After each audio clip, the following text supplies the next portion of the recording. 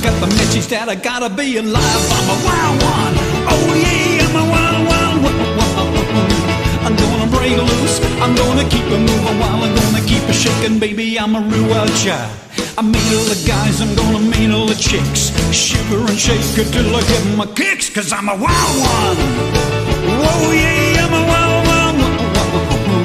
I'm gonna break loose. I'm gonna keep it moving while I'm gonna keep it shaking, baby. I'm a real wild child. Get me a chick that's all on my own. Shake it till the meter comes off of the bone, 'cause I'm a wild one. Oh yeah, I'm a wild one. I'm gonna break loose. I'm gonna keep it moving while I'm gonna keep it shaking, baby. I'm a real wild child. Keep it shaking, baby. I'm a real wild child. Keep it shaking, baby. I'm a real wild child. Keep it shaking, baby. I'm a wild one. Oh yeah, I'm a wild one. I'm gonna break loose. I'm gonna keep it shaking, baby. Gonna keep it shaking, baby. I'm a real wild child. Welcome everybody. It's just such a blast to see so many people here, so many fans, but also so many musicians and associates of Johnny O'Keefe who've come today. And I'm really thrilled that Barry and Jan O'Keefe are here. Lonnie Lee and Suzanne are here. John Greenan's here. Bob Birtles is here. Lou Cash is here. Mike Seng. Alan Dale is here. Stuart Rubin from Warner Music. Jason Inman, a JOK fan and collector extraordinaire. Andrew O'Keefe is here. Thank you so much for coming. And other people who've been touched by Johnny O'Keefe in over, well, really 50 years of the time we've had his music. And it's today, of course, tomorrow really is the 30th anniversary of his loss. And I just wanted to do something today to mark that occasion and to sort of celebrate his legacy. All right. And he gave me a little record with a big hole in it. He said, this kind of stuff you have to play. And my wife Beth, as usual, was making coffee when I had people. And we had a beautiful telephone radiogram ready to play Beethoven and every big classic. And John gave this little thing, he said, this adapter, and he put it on. And there was this explosion of sound. And Beth so stopped with the coffee, she came and said, is he singing English? And John was saying, yeah, it's Little Richard. Yeah. So I just know. And then came the big thing, broke around the clock. Bill Haley. So, dig this. Keith Williams. Right, he kept translating. Dig this. Listen to this. And this is just jazz, very unsubtle. And then Freddie Beecher, I met him later. Freddie Beecher's guitar solo. Dig this. Yeah, I dig. I'm listening.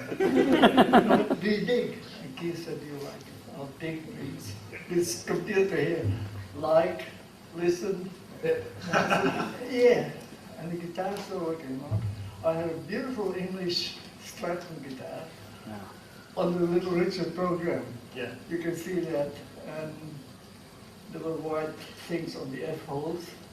People didn't know that that guitar had about 18 nappies of Jonathan in there because John wanted an acoustic sound. So there were no solo guitars and we definitely couldn't afford any. So we kept putting Jonathan's nappies in there and bought new. The guitar weighed about a ton, but that the only stadium shows I was playing there.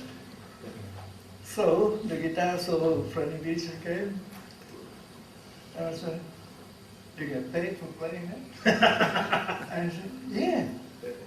You dig? And Keith said, do you like it? I said, yeah, I dig. Yeah. And picked up this beautiful English Stratton, and I don't play with a pick. I do the classic bit. So John put the record on. Here it comes, dig. Keith said, listen. I said, okay, I'll have to dig. And Franny's solo came on. And get paid for playing that? I said, yeah. I said, okay, play it again. He played it, and I just forbade him note for note and it was out because it's easy. You've got triplets, semi-quavers, quavers, in one hand. I said, ah, cool. He said, good. Big, cool. But cool is jazz. And, I mean, saxophone player's cool, Miles is cool. And I have to have the same birthday as Miles. But, okay, cool, yeah. I'll play it. All right.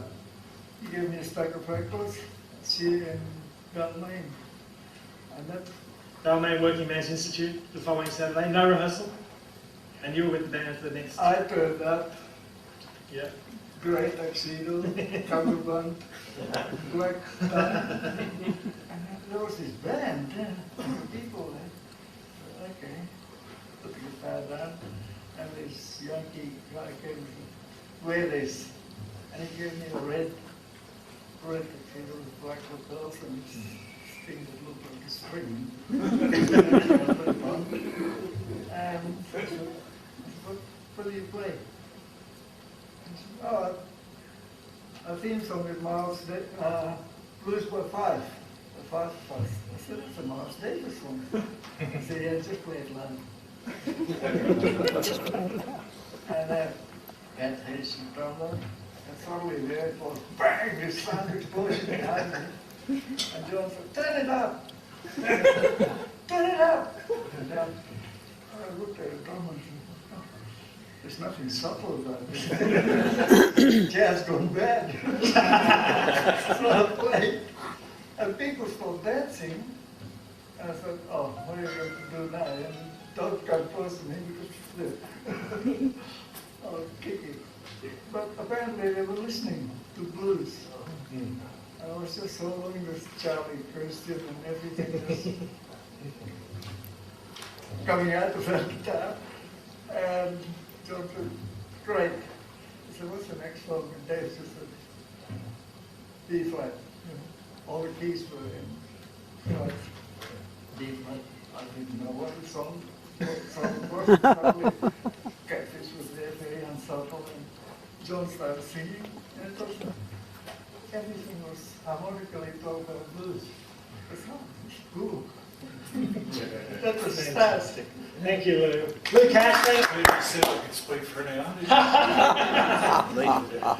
So I understand the song came into existence after a gig in Newtown. What happened at this gig? Well, firstly, I want to thank you for inviting us today. 30 years since Johnny went, and 50 years since this song was written. Before we started that, there's the latest version of it, as you just showed. Whoops. And there is the original, which is a little bit warmer. Okay.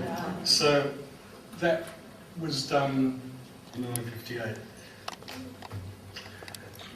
The song has done very well. It's been a lifesaver for me. The big one was Pretty Woman.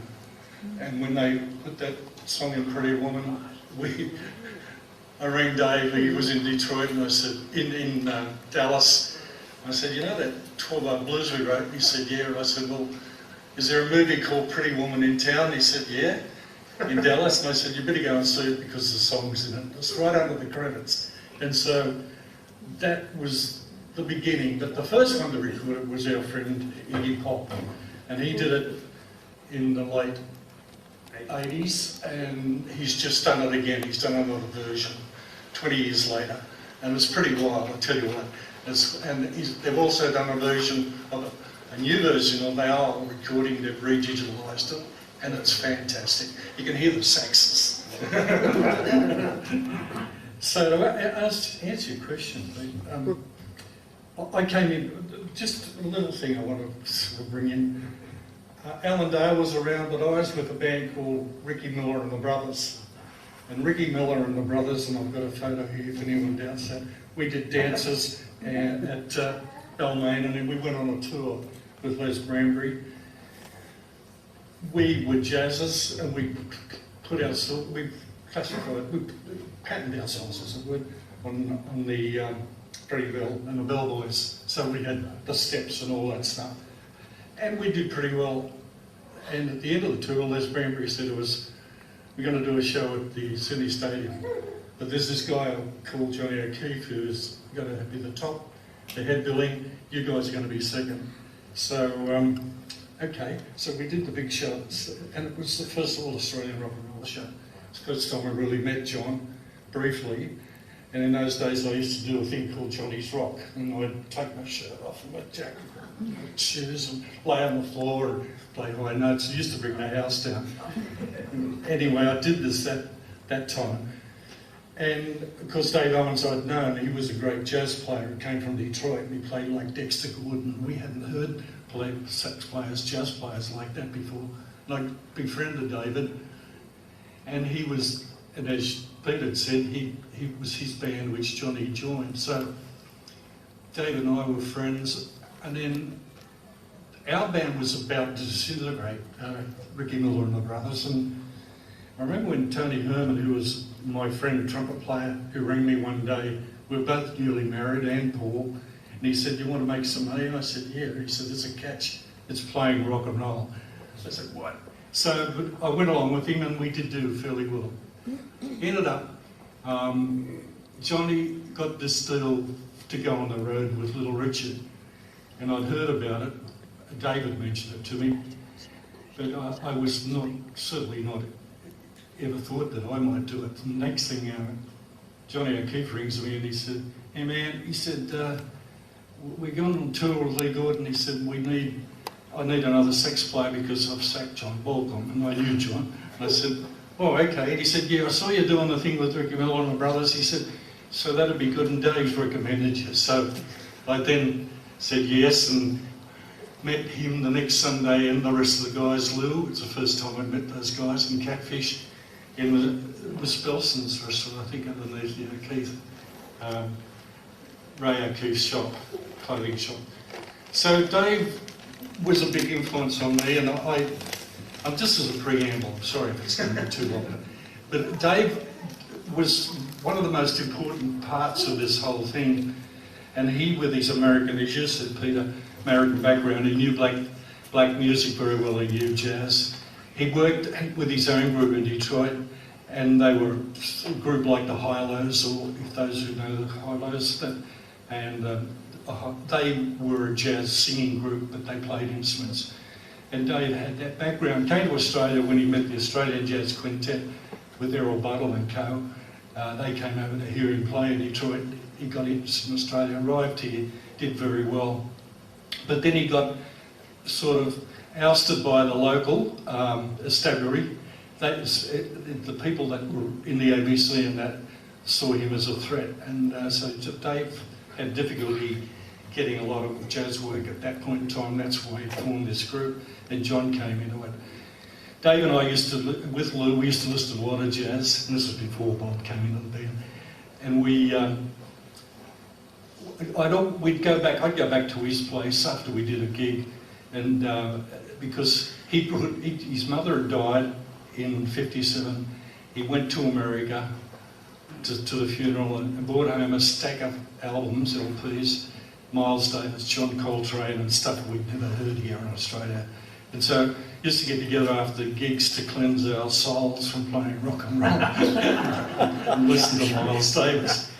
So we did this gig one night at Newtowns, where the hub is there, the hub theatre's on one side, and there was a hall, the MUIOOF hall, Manchester United Insurance, whatever it was. There were two halls, one on the top and one on the bottom. There was a Greek or Italian wedding reception going on downstairs, and we had our rock dance. Too long? No, well, yeah, why not? Okay. We had our rock dance, and there we were playing away, and all of a sudden the place emptied out. We looked at each other and we went to the balcony and overlooked into Newtown Square there, and it was the biggest brawl we'd ever seen, and it was Australia's first rock and roll brawl, I think. And Dave and I looked at each other, so that was the end of it. We went home and we were listening to Miles, and that's how we just put the words together, these wild kids. David, he had a real sardonic humour, and he was saying, "What are we doing here with these kids? You know, we're creating these monsters, these kids, and this music's going to be the death of them and all that stuff." And that, the words came out of that, real wild child, I'm out of school and all that stuff. And so we didn't think much of it, and then Dave said, look, we'll show it to Johnny, you never know, we might be able to record it or something. So about a week or so later, at festival, we had got the words, Dave's got the words we've written down. Hey John, would you like to try this? And he said, oh, how's it going? I said, well, 12-bar blues, let's do it like that. And it's just on the melody, da da da da da da da da. So that there was no sitting down writing a great melody. But John, hearing the lyrics, they just fitted him. He said, I love this, let's do it, let's record it now. So Dave and I, we all worked out a riff, and then again it was done on the spot, just like that. And that song is still producing royalties 50 years later. So I wish Dave and John were still here. Johnny didn't see any of its success. The song is a part outside of the thing that we did. It's had its own life, and I thank God for that, because I've been through some very tough times, and the song's always been there when I've needed to have some support or some money, and they keep recording it and keep putting it in movies. So Real Wild Child, as it was called, because of the movie Wild One with Marlon Brando. That's the story of the writing of. Please thank Johnny Green. I don't mean old, but just haven't seen you all for such a long time. It's just so wonderful that you all are here and still sprouting the wonderful news about the guy who we can all blame for giving us a career in Australia. This is the guy that you either liked or you didn't like. There was no grey with Jock.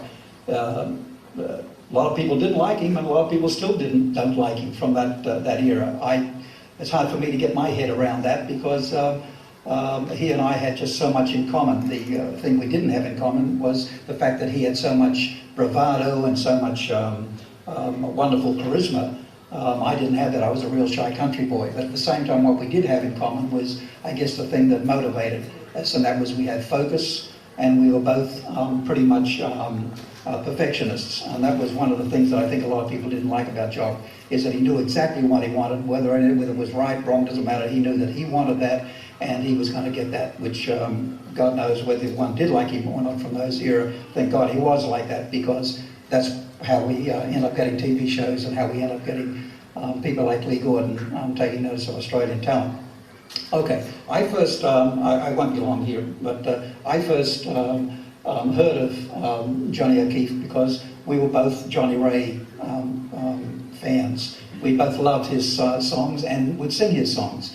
And I know in May 1956 I did an amateur hour on 2UW, and I wanted to sing.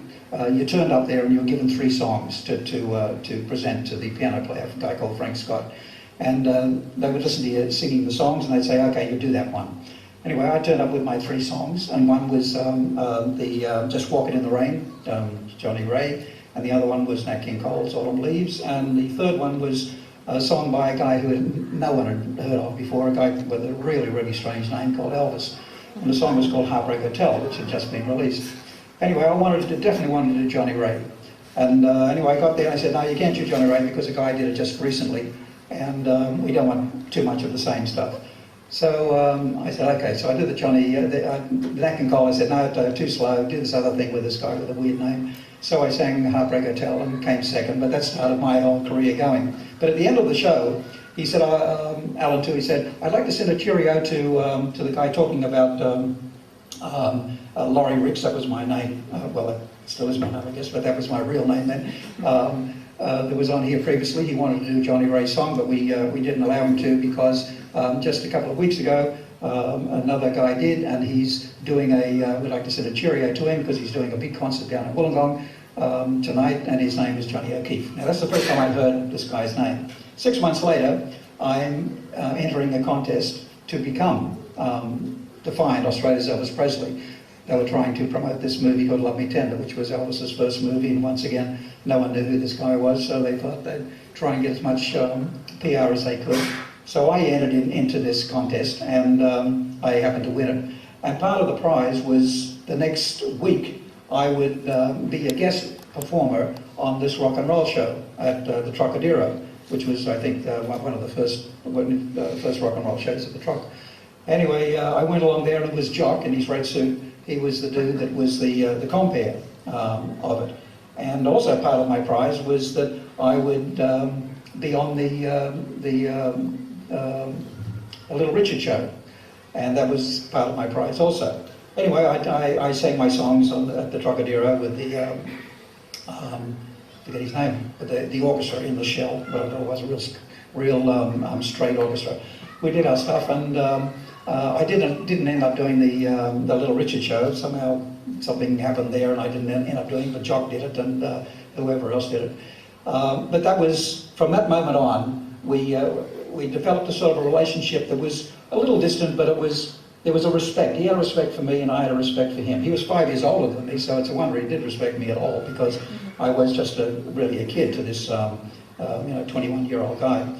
Anyway, 1957, he was doing all his stuff, and way ahead of me, I was doing my rockabilly business. I had a little rockabilly band, and we were doing stuff through there.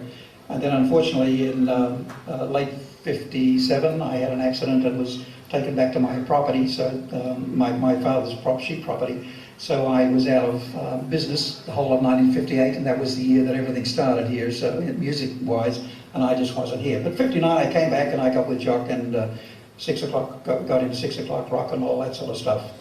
Now, during that time, I was approached by a guy called Alan Heffernan, and he said to me, he said, "Lonnie, would you like to record?"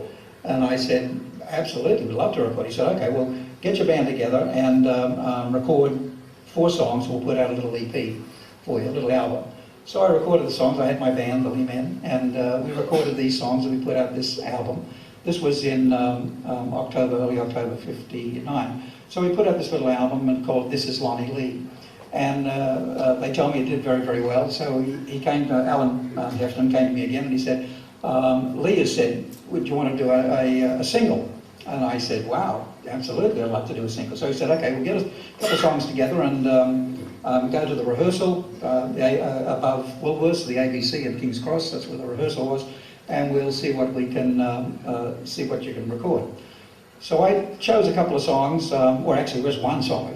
I chose a song called Shame on You, Miss Johnson, by a guy called Bobby Freeman, and who'd previously done a thing called Do You Want to Dance, which was very popular. So anyway, I turn up at this at the rehearsal. The band's there. The guys sitting here were there in the band, and part of my band as well, Peter Baisley. And we do the rehearsal, do this thing, and it sounded really, really good. And Jock came along and he said, "Well, what's the other song you're going to do?" And I was so stupid and so naive. I said, "Well, I just got one song together."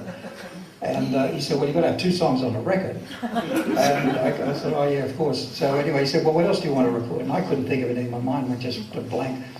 And he said, "Okay, well, maybe we'll send the band out for lunch, and we'll see if we can write something." So we sat down at the piano, and we ended up writing something. And it was turned out to be Ain't It So, which was my first seller, and the thing that started off my whole career. It took us 20 minutes, because by the time the guys came back from lunch, we rehearsed it, and there it was. Went in and recorded it, and that was it.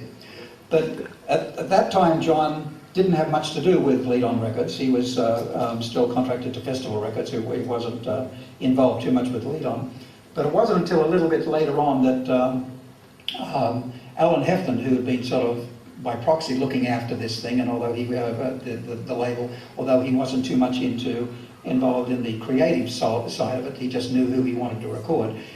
He was mainly in trying to sell the stuff, because they were up against EMI and at the time CBS and the Australian Record Company, and so it was very, very difficult to have these big competitors. But he was a great salesman, Alan Heffernan, and he was the guy behind Lee Gordon and really made Lee Gordon out here.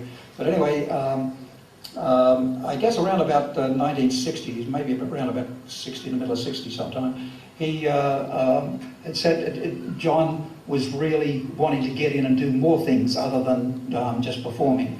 And he should have, because he was really, really talented. He knew what he wanted, he knew what a hit song sounded like, he knew the types of things that the people, he could really, really relate to the audience out there. And so many entertainers and so many executives couldn't then and still can't now. But he really had this great gift being able to do that.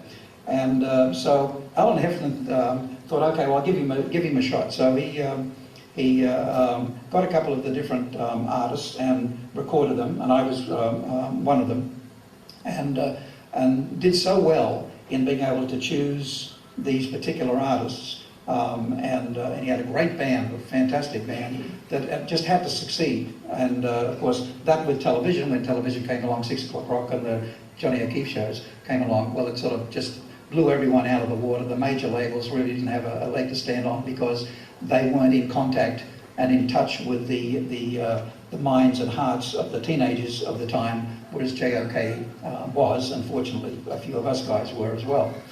But there was a little bit of a conflict with Festival Records and Lead On Records because Lead On was owned by Lee Gordon, and just as it was getting off its feet and starting to make money, because it was a liability, financial liability at first, that's when Lee Gordon himself was starting to go down. He was getting a little bit too much into the drugs, and he was surrounded himself with just people that just ripped him off blindly. He was just a little naive in that point of view. He believed everybody anyway, or a lot of people, and they just totally ripped him off. But so Lead On was going down, and Lee Gordon was going, or actually Lead On was going up, Lee Gordon was going down. So he said to Johnny O'Keefe had been pestering him, let me have something to do with it. And so he got more and more and more involved into the administration side of things as well. And then Festival came up and said, okay, if you need money, we'll buy the thing from you, because they saw the talent that was on the label. So they paid Lee a terribly small amount of money. It's like the story with Elvis and Sun Records. But anyway, it went on and on and on and on and on for years. John kept his involvement for a number of years with Lead On, and was one of the major forces of why it was so successful, because of his ability to be able to communicate.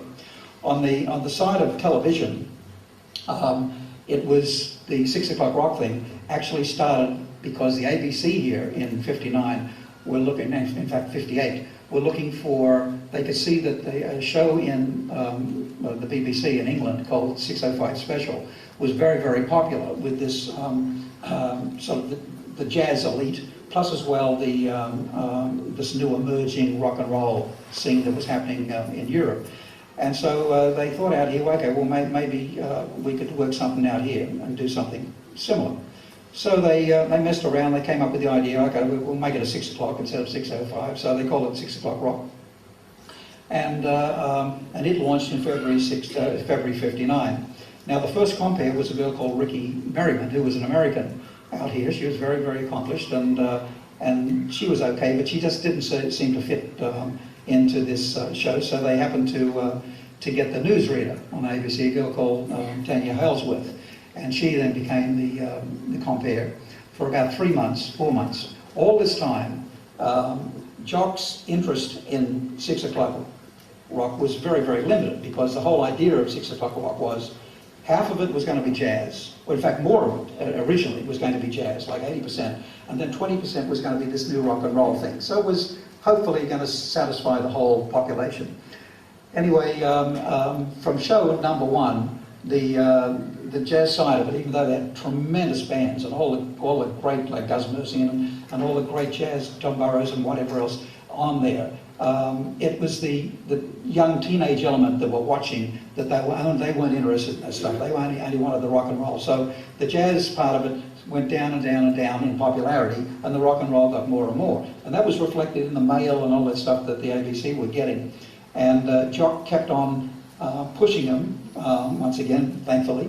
And eventually he said, could I be compere? You know, these people don't know what they're talking about. Tanya Halesworth doesn't know what she's talking about. This is my scene, you know. So they said, okay, we'll give you a go. We'll give you a couple of shots at it. He did it, and of course the phones, not that much phones there, but the mail that came in was just absolutely extraordinary. And so they decided to keep him on. So that was his foot in the door. Once he got his foot in the door doing that, Then he decided, or he asked then the producers, Peter Page, whether or not he could have more input into deciding what the artists were going to sing, because once again he thought he had an idea of what the audiences were going to listen to. So some of the artists would come up and say, I want to sing, this song, and he'd say, no, that's ridiculous. Who out there knows the song? Why don't you sing this because it'll suit your voice? Everybody knows it, and you'll be a hit. And that's what happened. And so he chose these different artists to perform on it, and also chose many of the songs that the artists did. It was because of J.O.K. and the rawness that he had that hit the hearts of the people watching around Australia.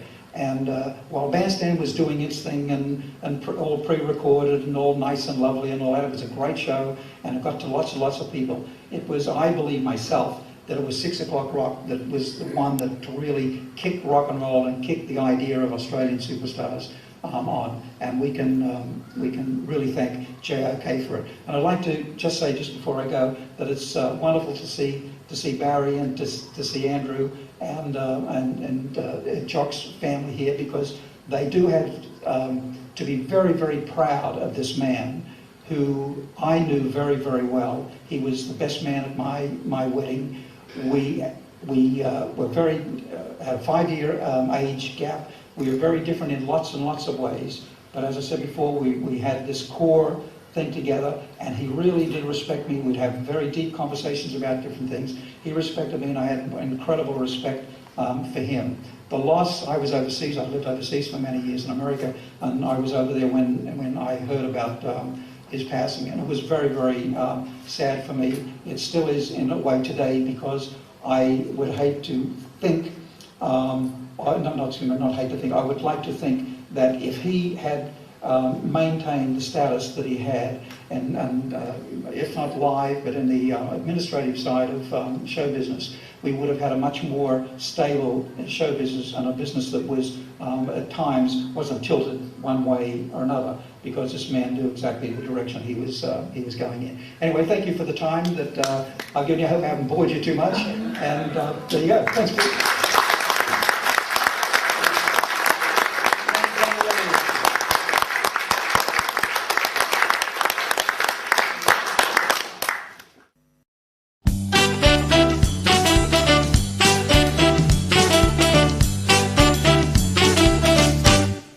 She's so tough.